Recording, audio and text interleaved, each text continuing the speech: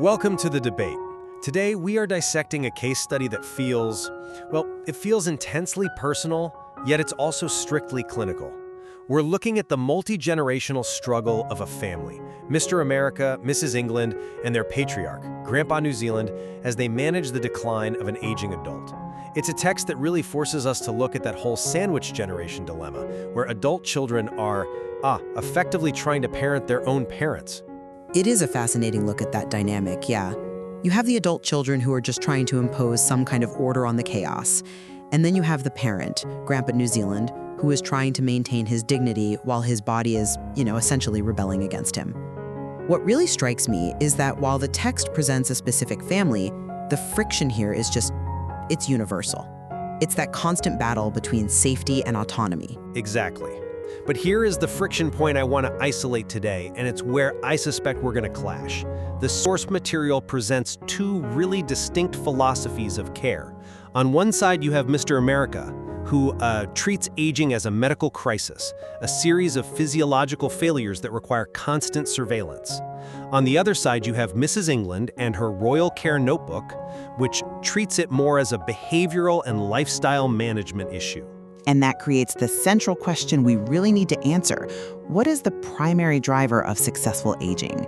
Is it the rigorous management of biological markers, the hard data? Or is it the psychosocial architecture, the habits, the humor, the connection? I'm here to represent the position that aging is, first and foremost, a biological event. It is a machine wearing down.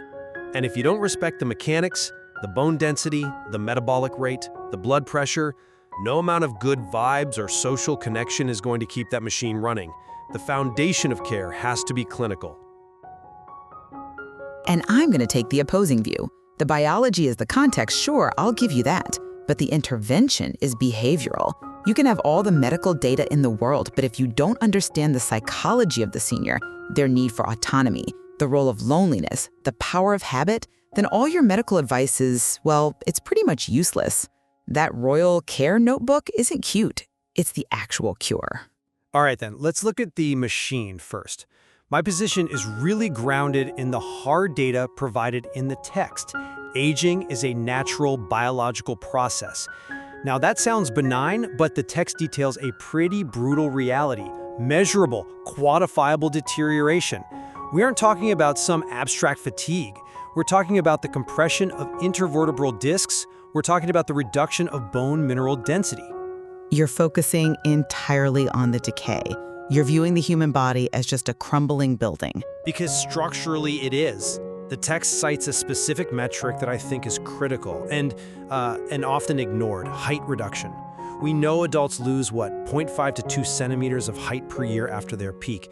Grandpa New Zealand jokes about needing a booster seat, which is charming, but clinically that height loss is a proxy for spinal collapse. If we don't prioritize the medical surveillance of these mechanics, we are negligent. I don't dispute that the spine compresses. My argument is that knowing the metric doesn't solve the problem. You're treating the body like a car that just needs a diagnostic check. I'm arguing that the driver, the human being living inside that body, is what determines the outcome. The biology is inevitable. The trajectory is behavioral. But you cannot behave your way out of a fractured hip. Actually, I think you can. And that leads us right to Mrs. England's approach. She isn't measuring his spine every morning. She's instituting a regime of mobility habits. She's changing the environment. My position is that the Royal Care Notebook represents a superior form of healthcare because it operates in the real world, not in the clinic. Okay, let's test that theory against the first major point of contention in the text: structural integrity and the red flag systems. Let's do it. The text is very specific here. It states that if height loss exceeds 6 centimeters, it's no longer just getting older, it's a clinical warning sign for osteoporosis. That is a threshold, a hard number. My argument is that the primary intervention must be the measurement itself. If you aren't tracking that 6 centimeter mark, you are missing the silent onset of a disease that causes fractures. Okay, but pause there. You measure it. You find he's lost 6.1 centimeters. Now what?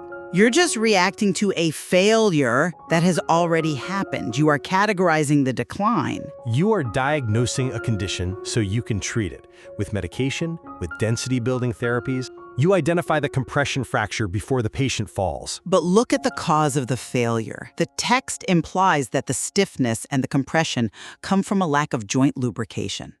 Mrs. England's philosophy is a body in motion stays in motion. That is not a slogan, it's a prescription. The text describes knees sounding like old wooden floors. A vivid image. It is, and it's accurate. But you don't fix a creaky floor by measuring it. You fix it by oiling it. In this case, the oil is the daily Tai Chi and the gentle stretching. The text explicitly links these activities to improving joint lubrication and preventing stiffness. So if you focus on the behavior, the motion, you mitigate the height loss. If you focus on the measurement, you're just watching him shrink. Tai Chi is great, I won't argue that. But let's be realistic. Tai Chi does not reverse osteoporosis. It doesn't put calcium back into the honeycomb of the bone. No, but it prevents the fall that makes osteoporosis deadly. This is where the medical gaze fails. You are obsessed with the bone density T-score. I am obsessed with whether Grandpa New Zealand has the balance and the joint mobility to walk to the bathroom without falling. Mrs. England's Royal Care Notebook prioritizes the input, the daily movement, over the output, which is the height measurement. I think you are underestimating the silent nature of these pathologies. You can have great balance, walk every single day, and still have bones like glass, because you missed the clinical diagnosis. Mr. America in the text calls for careful observation. That implies a clinical eye. If you rely solely on the body in motion philosophy, you might feel good about the activity while missing the underlying fragility that only a medical evaluation like a DEXA scan can reveal. And if you rely solely on the scan, you might have a patient with strong bones who sits in a chair all day until he dies of a blood clot. The Royal Care Notebook is proactive maintenance. The medical seminar is reactive damage control. Maintenance requires a blueprint. And that brings us to the second and perhaps more complicated biological hurdle, sarcopenia. Sarcopenia. It sounds like a horror movie villain. It's a physiological villain. The text defines this very clearly as the involuntary loss of skeletal muscle mass. It is the primary reason seniors lose their independence. The text notes that Grandpa New Zealand tries to dance like a teenager, but the biological reality is that his engine is shrinking. And the solution provided by the source is chemical and mechanical. Balanced nutrition with adequate protein, vitamin D supplementation, and specific strength-based exercises. Right, the checklist. It's a physiological equation. Muscle tissue requires amino acids to repair.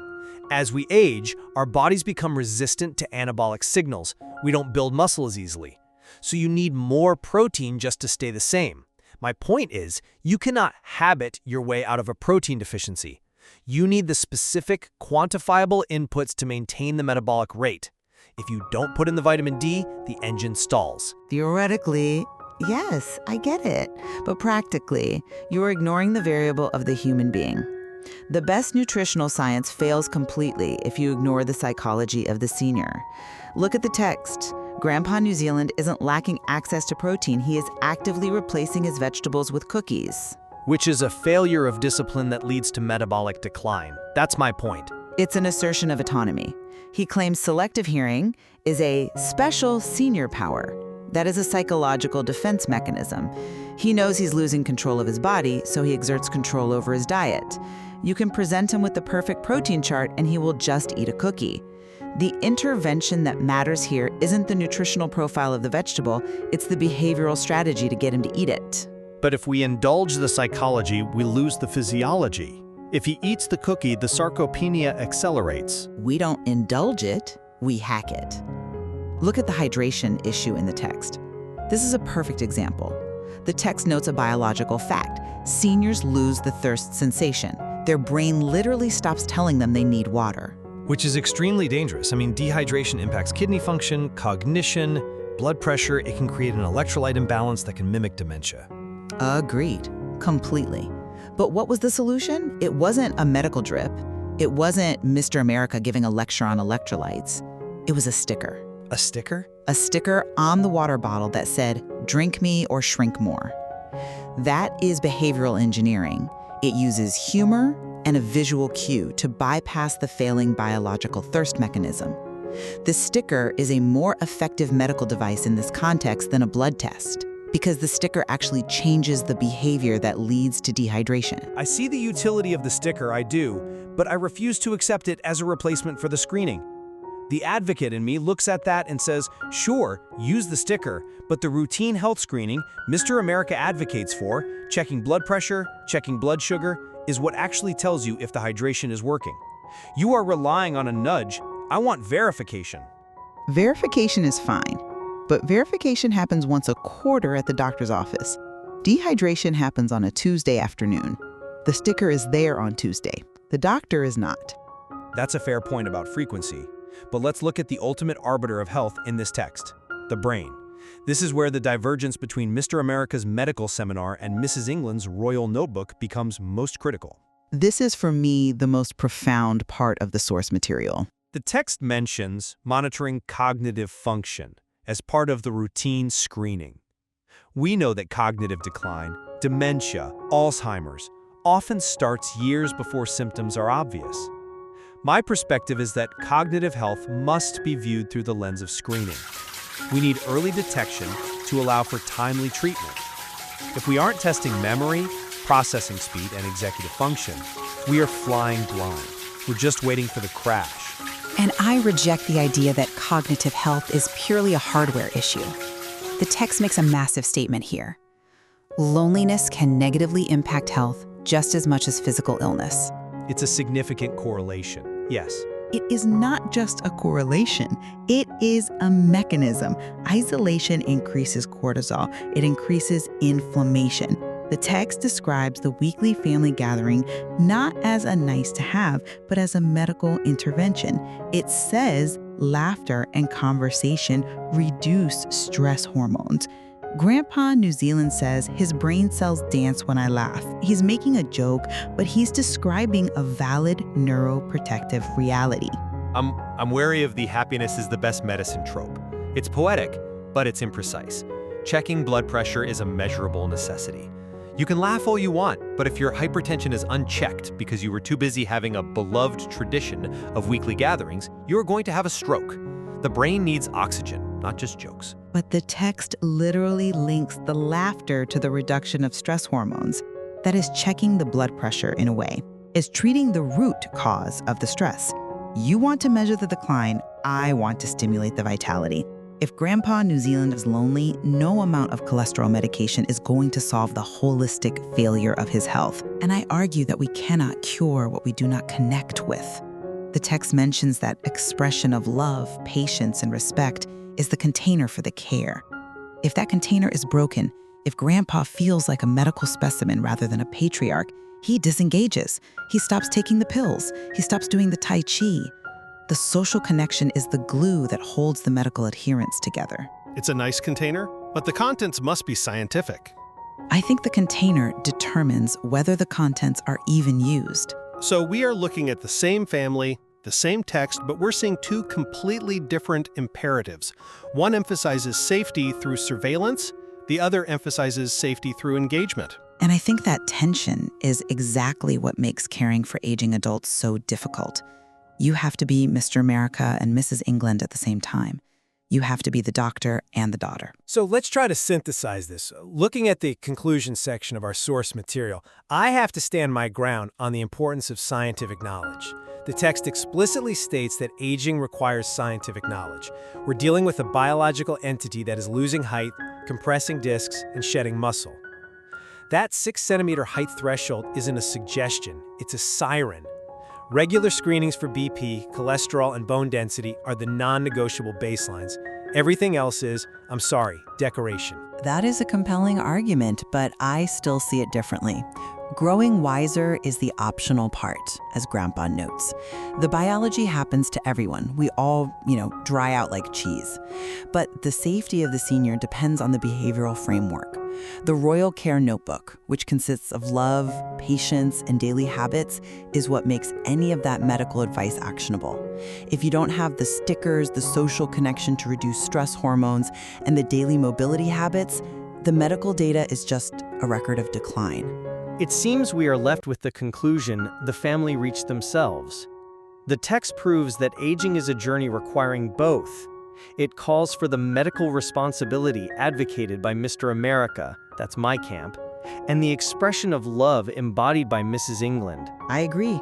It leaves the listener to decide which aspect, the clinical or the communal, should take precedence in their own approach. But I think we can agree that without both, you're either flying blind or driving without an engine. A fair assessment. The physiology sets the rules, but the psychology plays the game. Exactly. Thank you for joining us on The Debate. Thanks for having me.